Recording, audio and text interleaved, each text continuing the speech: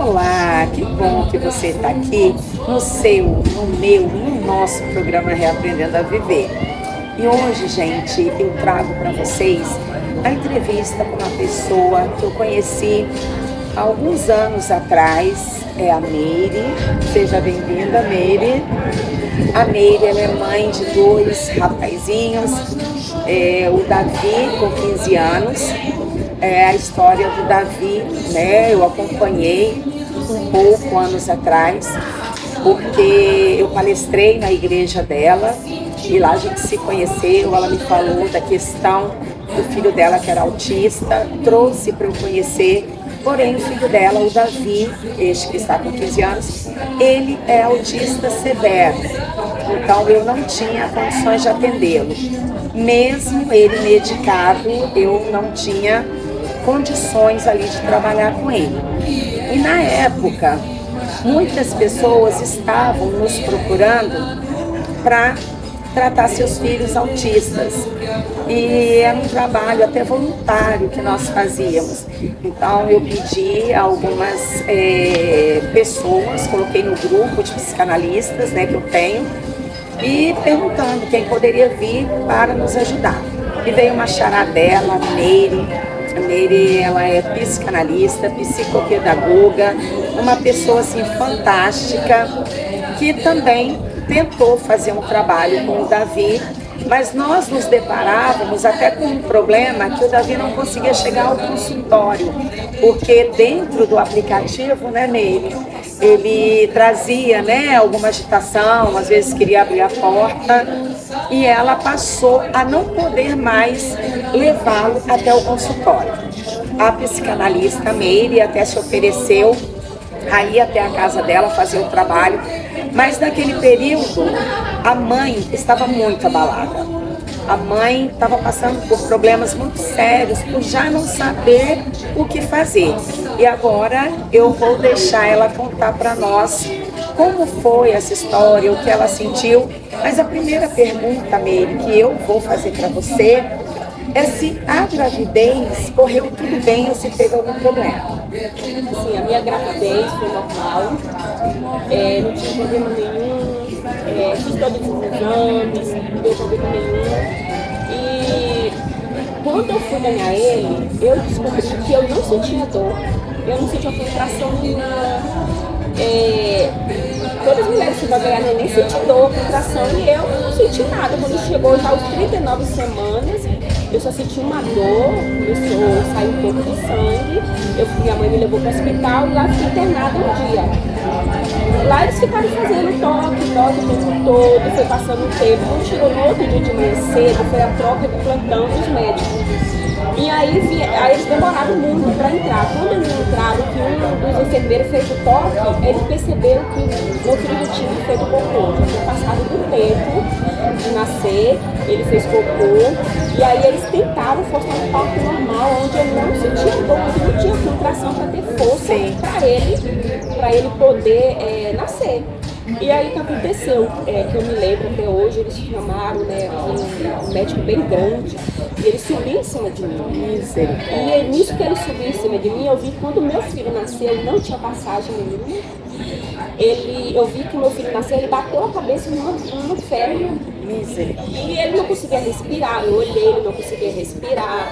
E aí eles tiveram aquele cuidado para eu não perceber, mas eu percebi tudo, né? Porque quando a criança nasce, ele já chora logo. Sim. E o meu nada, eles batiam. Aí eu vi eles falaram assim, liga lá pro Altinho, porque ele não tá conseguindo respirar. E aí ele ficou internado. Aí eu procurei, me levaram pra sala. Eu falei, o que aconteceu com meu filho? Por que ele não veio? As outras mães, as crianças chegavam, o meu não chegava. Aí o que eles fizeram? Eles foram lá e me doparam pra mim. Só acordei no outro dia eu já acordei, já sabendo que meu filho estava internado, estava grave. Os médicos falaram que ele não ia sobreviver, não ia passar daquela noite. E eu fui até lá, né, que era mesmo ali no Imaba. Cheguei lá, ele estava todo entubado, e a médica falou, se o seu filho sobreviver, ele vai ficar vegetando, ele não vai andar, ele não vai falar. E aí começou aquela luta, né, aquele processo todo com ele. Ele ficou internado um mês lá no hospital, e depois de um mês, ele veio para casa, só que os médicos não me explicaram. Ó, o seu filho, ele tem um problema mental, devido a ele bateu a cabeça, né? Ninguém nos falou nada. E ele veio meu filho para casa normal, como se fosse criança normal. Não falaram que ele tinha que ser medicado. E aí foi passando o tempo, eu comecei a perceber que ele não andava. Toda criança, quando começa com um ano, começa a querer engajar. Ele não andava, ele só estava no chão e caiu com tudo. E quando ele foi crescendo um pouquinho, com 2 anos de idade, ele tentava segurar nas coisas e caía. Aí um dia de madrugada, eu vi que o berço estava sacudindo. O berço sacudia. Aí eu levantei assustada quando ele estava dando crise de convulsão. Aí daí eu tinha aquela luta, o menino dava crise, mas crise de convulsão, eu desesperada, sem saber o que fazer. E levei no médico, comecei a fazer vários exames e eles falaram que o meu filho era autista. Só que com 2 anos que a médica falou que era autista, mas ela me deu o diagnóstico errado. Ela falou que ele seria um autista leve. E como que o menino é autista leve? Como ele com 3 anos, ele quebrava tudo. Eu com 3 anos de idade eu não conseguia conter ele. E fui buscando mais médico, medicação, e a medicação nada, e ele foi crescendo com 5 anos de idade, se com 3 anos me dava conta dele, imagina com 5 anos. Então foi uma luta, levava ele, consulta médica, passava medicação que nada resolvia, e ia atrás de outros médicos, e nada resolvia. Eu falei, meu Deus, o que eu vou fazer com esse menino? E aconteceu que toda essa situação, eu me separei do meu esposo, que ele estava tendo caso com outras mulheres, e ele falou comigo que o meu filho não estava doente, o nosso filho não estava doente, eu que inventei tudo aquilo, e foi mais difícil porque eu não tinha ninguém comigo para me ajudar, só a minha família, minha mãe, minhas irmãs, que até hoje estão me ajudando. E um dia eu orando a Deus, falei, Senhor, o que eu vou fazer com esse menino? Porque eu me lembro, né, que antes dele nascer, eu estava numa igreja e veio uma irmã colocar a mão sobre a minha barriga e falou assim, olha, Deus manda te dizer que não vai faltar nada para ele. Eu não entendi, eu estava com 7 meses de gestação, tudo normal, não sentia nada, só normal mesmo, enjoo, eu senti enjoo, aquelas coisas normal que toda mulher grávida sente, né? E quando ele nasceu, eu passei por toda essa situação.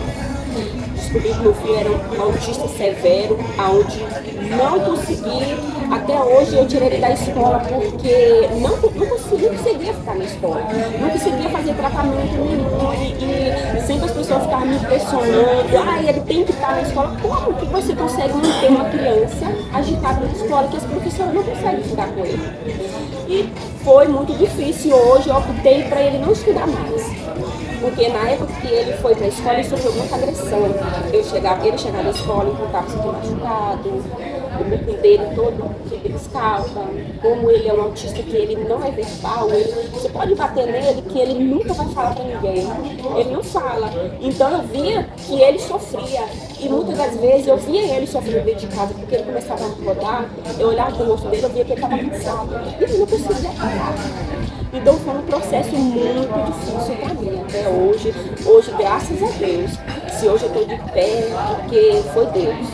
Deus que me sustentou, Deus que me deu força, Deus que levantou pessoas, principalmente você, o pastor Luciano, que eu amo vocês. Assim, meu Deus, eu queria agradecer a Deus pela vida de vocês, porque se não fosse vocês, eu não sei como eu ia conseguir viver com ele, porque foi muito difícil eu viver com ele. Gente, eu já vi que hoje vai ser difícil.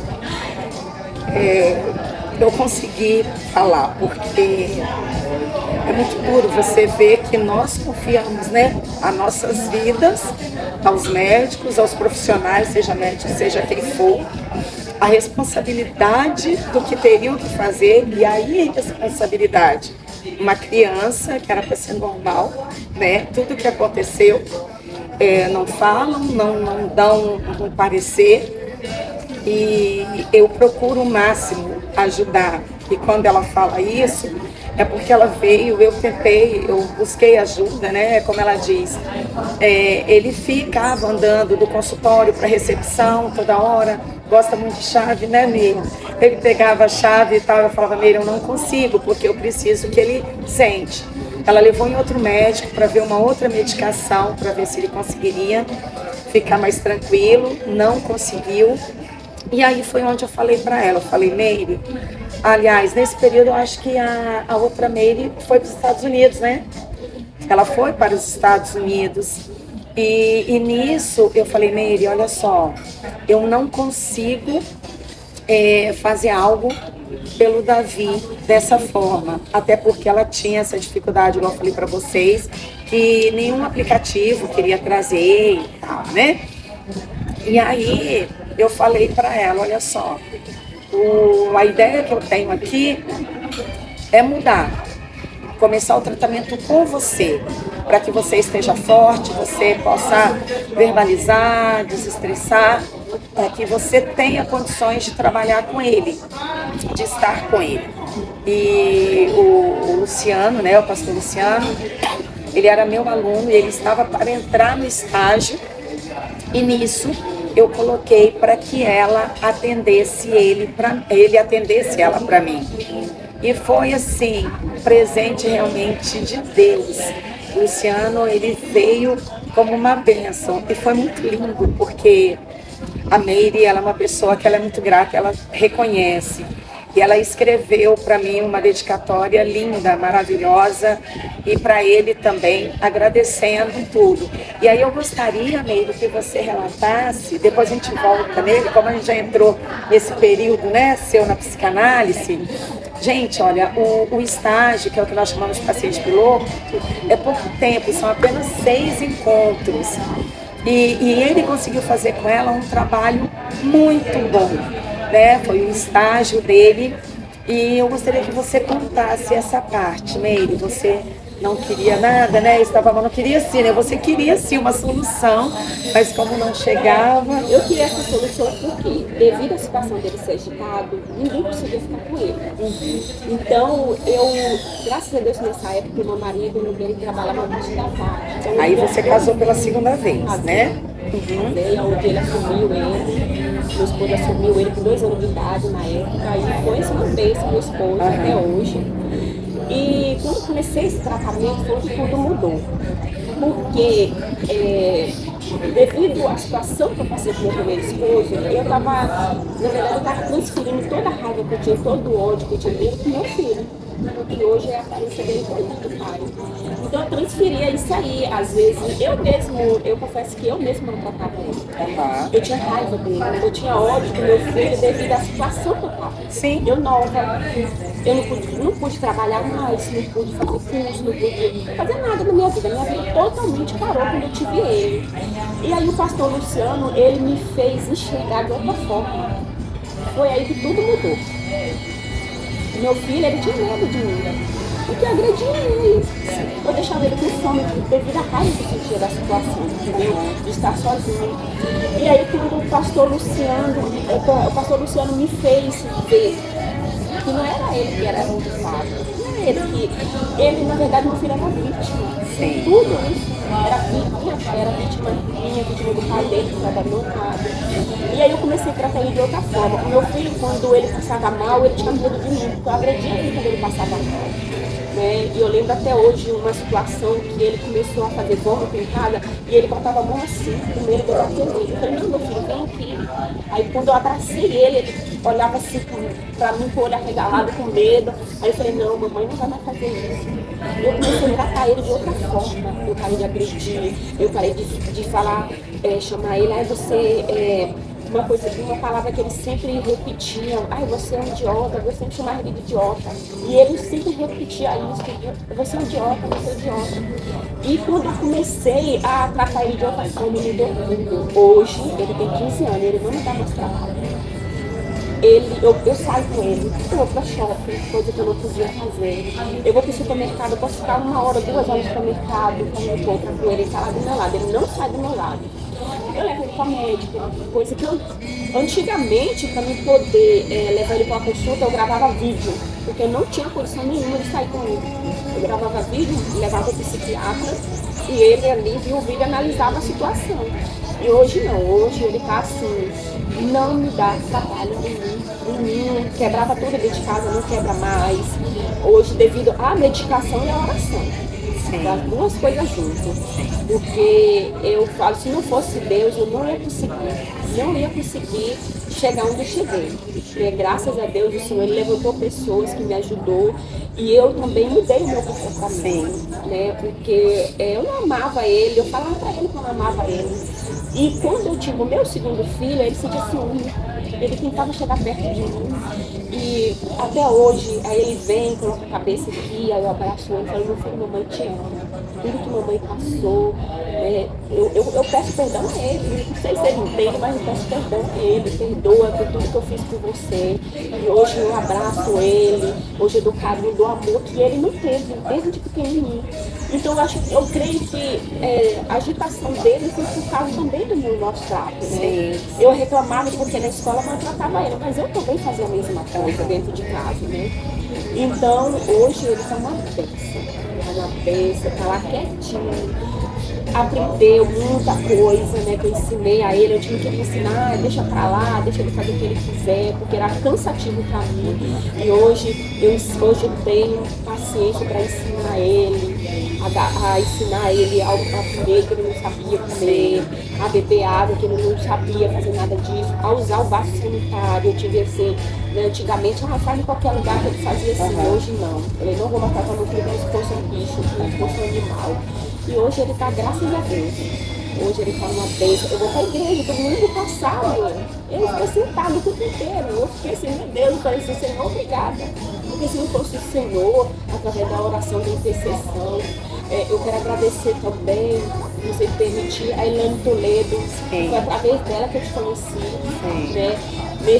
No momento tão difícil que eu passei, eu dei o meu joelho no chão e falei, Senhor, me mostra alguém que possa me ajudar.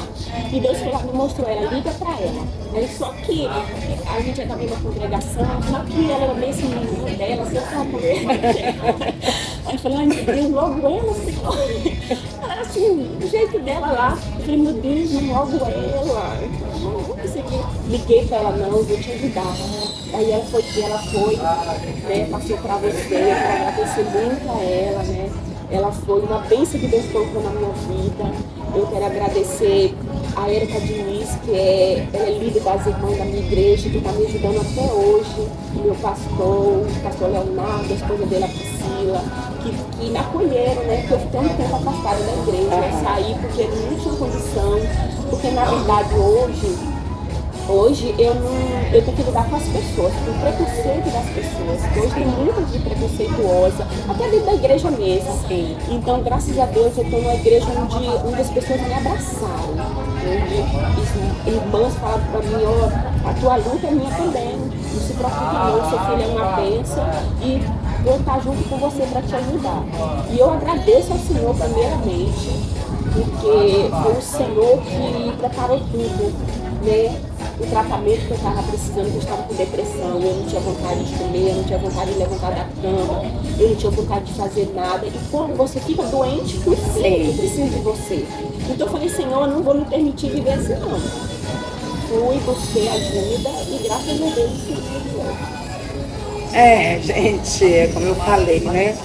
Ela vai falando e vai vindo muitas coisas na minha mente, porque realmente quem não lida com uma situação dessa não consegue entender. Aí muitas vezes acha que é falta de educação, da educação, né? Eu já ouvi muito isso, as pessoas falavam assim, ele é assim porque é mano da educação. Ele não é falta de educação. As pessoas não têm ainda essa noção. Então o nosso programa ele vem para trazer isso aí. Você que está assistindo, que ouve este relato, né, para você entender, quando você vê uma criança assim, nem sempre o problema é falta de educação dos pais. Muitas vezes é um transtorno, é um problema que essa criança tem. O sentimento que você tinha, Meire, é porque assim, olhar para ele, as dificuldades que você estava passando, você também lembrava que o pai havia te abandonado, né? Eu não fiz um filho sozinha, e o pai não está aqui. E uma pessoa passando por essa pressão toda psicológica realmente não consegue né? Parar, ter essa sanidade, respirar e falar, tá tudo bem. É muita pressão, é muita dor. Isso, gente, acontece com também quem tem uma pessoa na terceira idade, tá? Nós vamos falar sobre isso também, sobre pessoas com transtornos, pessoas na terceira idade, que não é fácil. Quem cuida, quem vive o tempo todo, sabe o que é isso. Então, assim, realmente, como ela citou a Elaine, né, a Érica, elas também estiveram, né, fazendo curso lá no CETAPS. As duas foram minhas alunas, então por isso que a Elaine indicou. E fizemos aquilo que a gente conseguiu fazer, né? Queríamos ter feito mais, mas assim, ela soube aproveitar, você soube aproveitar, né, Meire? Pegar aquilo ali que o pastor Luciano estava trazendo para você, né? E foi meio de muita dificuldade, meu Deus. Às vezes eu pensava em desistir, porque hoje não vai dar para mim. Eu orava a Deus, Senhor, não posso desistir. Igual eu conheci uma pessoa também que está vivendo a mesma situação, né? Que eu estou vivendo, eu falei para ela, não desiste. O segredo, primeiramente, não desistir. Porque se você desistir, vai vir a depressão. Né? Eu mesmo, assim, até mesmo no meio da minha família, já passei muita dificuldade, entendeu? Com o meu filho. E eu falei que essa pessoa, primeiro, eu me lembro até hoje que o pastor, ele falou comigo, falou assim, quem tem que amar o seu filho primeiramente é você, não fala assim. Então eu peguei aquilo até hoje, eu não me esqueço disso. E eu fui e coloquei em prática. Não estava com depressão, estava mal, rejeição, as pessoas me rejeitavam. Muitas das vezes as pessoas faziam aniversário, não me convidavam para não levar ele, entendeu? E aquilo ali me abatia, né? Eu me sentia muito rejeitada por causa disso. Mas eu não deixei para ajudar. E que bom que hoje você está podendo ajudar outras pessoas, né? Gente, mas olha só, eu quero fazer aí não sei nem como é a palavra, não seria um desafio, mas eu quero pedir a você que está nos assistindo aí, sei que Deus vai abrir as portas, que Deus vai levar até a pessoa ou pessoas certas este vídeo, porque vocês sabem, quem é da área da saúde mental, sabe que o trabalho com o Davi tem muito que ser feito. Ela está usando paliativos, o Davi não está tendo um acompanhamento de um professor, o Davi não está podendo ir na escola porque no estado dele não tem como ir. Ela não tem esse conhecimento, ela é uma mãe, ela não é uma profissional da área. E eu gostaria aí de pedir para vocês aí, de repente uma fonoaudióloga, uma terapeuta ocupacional, uma psicóloga que trabalhe nessa área. Eu queria saber de você, neurologista, psiquiatra, ele consegue? Você tem plano para ele? Não, eu consigo com psiquiatra, mas eu preciso mesmo de um tratamento mesmo para ele, porque o que acontece com ele? Eu tirei ele da escola porque ele queria ficar comigo. Eu tenho que estar junto com ele, porque senão ele não fica. Então agora porque ele está com meu esposo, eu estou jogando serviço, mas eu preciso sim de tratamento para ele. Eu falei assim que eu chego uma época que eu falei, não vou levar para lugar nenhum. Mas eu sei que ele precisa. Ele precisa. Então se você aí é um neurologista, é alguém que talvez não seja nenhuma das áreas que eu falei, mas se você falar assim, olha, eu consigo ajudar, ela não tem condições de pagar, tá? Seria uma questão mesmo de, por amor, ajudar o Davi. Vamos fazer a campanha aí, ajudem o Davi. Ela não quer dinheiro, não é isso não. Ela quer profissionais que possam ajudar. Porque, gente, infelizmente, é difícil ainda encontrarmos profissionais que possam ajudar, que dê orientação, que dê um caminho. E eu confio em vocês, somos uma corrente do bem. Eu estou sentindo aqui no meu coração que nós vamos conseguir. Vamos lá? Se você está aí assistindo, você não é profissional dessa área, mas você conhece alguém e você fala assim, eu senti no meu coração o desejo de ajudar o Davi e ajudar a Meire, deixe o seu recadinho para nós. A Fábia aqui, ela vai colocar o meu contato, vai colocar o contato da Meire. E, gente, vamos juntos, vamos ajudar. Porque se você é pai, se você é mãe, você sabe o quanto dói ter um filho que precisa de ajuda e você não saber que caminho seguir. Você olhar e você ver a rejeição. Você ver que você não pode estar com seu filho ou sua filha nos lugares onde os outros estão. Mas nós, tratando, nós vamos conseguir melhorar essa qualidade de vida dessa família. Gente, conto com vocês. Neile, muito obrigada por ter vindo, tá? Espero, assim, que esse vídeo, esse seu depoimento possa ajudar outras mães e, ao mesmo tempo, a gente ajudar você e o Davi. Eu agradeço muito a Deus pela sua vida, pelo seu programa que vai cada dia mais. Deus possa estar me usando para ajudar pessoas. Sou grata a Deus pela sua vida, pela vida do pastor Luciano, pela vida da Érica, pela vida da Elane Toledo. Que Deus está abençoando a vida de cada um. Se não fosse vocês, aí não sei. Mas agora é o momento de fazermos mais. É um compromisso meu, nós vamos fazer além, tá? Nós vamos nos unir, vamos lá. Gente, muito obrigada de coração por vocês estarem aí. Eu tenho certeza que tocou no seu coração. E é isso aí. Este é o seu, é o meu, é o nosso programa Reaprendendo a Viver. Um beijo no coração, fiquem com Deus.